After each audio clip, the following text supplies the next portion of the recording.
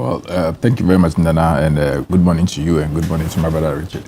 I think that we need to discuss this not in isolation to Ayawaso East, but we must see it as a general issue across the country and something that has become a pattern in our modern politics, which we may have to agree to address drastically, because it is slowly getting into thresholds that are becoming alarming and worrying. Because if you allow these things to continue for a long time, what we are likely to have is that we only would have people who can pay more to be in control, and not because they have better principles or better ideas and can lead the people well. True. Over time, we have allowed money to play so much significant role in our body politics that if we are not careful, would descend into a point where it's not good at all. I mean, look at generally the architecture of our politics in Ghana now.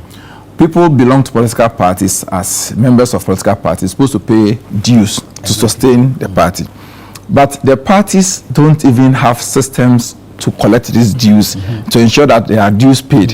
What we have seen is that over time, when we open opportunity for registration of new members, people who have interest in pursuing political office, either being parliamentary candidates or being constituency executives, end up sponsoring others to get onto the register, pay their dues for them. And what does the party? The party mostly will tell you that, oh, pay the dues for the next 2-3 years, so you qualify. Then people who have interest will say, okay, I'll pay on your behalf. So we don't really get original, organic members who are determined, who believe in the ideas of the party and say that I am committing myself, I love the party, I love the idea, I love what the party stands for. For that reason, I am sacrificing my quota. And look at some of the dues. Amounts involved sometimes 2 cedis a month, and that's small. It is to allow the person down there to be able to support the party. But we don't do it. So we end up supporting them. Then in the course of time, they will also support us. And then there's the demand. So it has become purely transactional. Transactional, yeah. Where I'm doing it for you and you do it for me. And as we've done this over time, we have, in the subconscious of our people, put in their mind that whenever it is time for primaries, it's a cocoa season for delegates. I mean, we have people complaining at the grassroots that they are unable to reach government appointees. They are able to have opportunities to equal office or opportunities that come as a result of their party being in power, or even if the party is in opposition, opportunities that are supposed to go around to everyone. Obviously, we know that opportunities are limited. True. And they cannot be, it can't be enough for everyone. But as and when sometimes they want fairness, they want openness, but they don't get to see it. So there are complaints. So the moment an opportunity comes, that you come and stand before them and say that I want to be elected to be a parliamentary candidate, I want to be elected to go into parliament, then the demand starts. No matter the fine ideas you have, the demand starts. I mean, listen, we need to agree to call a spade and all agree as a country that, listen, we are going to be strict on this and enforce it. It is rather unfortunate that Baba Jamal's incident happened to be an example at hand that is testing the NDC's principle as far as these things are concerned. But I'm happy and I applaud the party that immediately it came to the party's attention. A press statement was issued condemning the action and distancing the party from the actions of what was speculated and what we all saw on TV and radio and everywhere. And so obviously the party does not endorse it. The party has gone ahead to set a committee. I hear the committee has started work. Even some of the candidates were asked to appear before the committee to help them ascertain the allegations. What I'm expecting is that the party will take a strong stand on it. It's rather unfortunate that before the committee even finish its report and submit same, we have the majority in parliament also taking a stand. I mean, those stands for me are a bit unfortunate because you see, it tends to prejudice the outcome of what the committee will do. I mean, you are preempting, and you bear with me that the majority leader was originally a member of the committee. The investigative committee, yeah. Until subsequently his name was replaced by the name of former MP. He withdrew based on the position of the Majority Caucus. Fair enough, which is okay. And I think it's good that he withdrew. Yes. But I didn't think that it was good enough to make those positions public. Because by making the position public, it's just a matter that is pending before court. And you come out to make some prejudicial comment. The beneficiary of the by-election will join this caucus. The majority is a key stakeholder in the NDC and is interested in the activities of the party.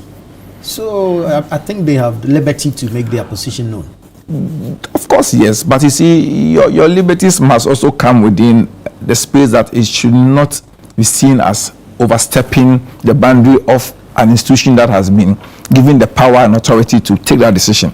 I mean, by doing that, you are telling the committee that this is your position already. So if the committee takes any decision that is adverse to what you have said, you are going to have problems. Secondly, in the unlikely event, or in the event that Baba Jamal is finally endorsed by the party, how would this same Majority Caucus accept him in the House? How are they going to be able to campaign with him on the ground? Do you understand? So we'll create some problems for ourselves. But mind you, it is difficult to find anybody in Parliament today who did not do what Baba Jamal did. Baba Jamal allegedly did.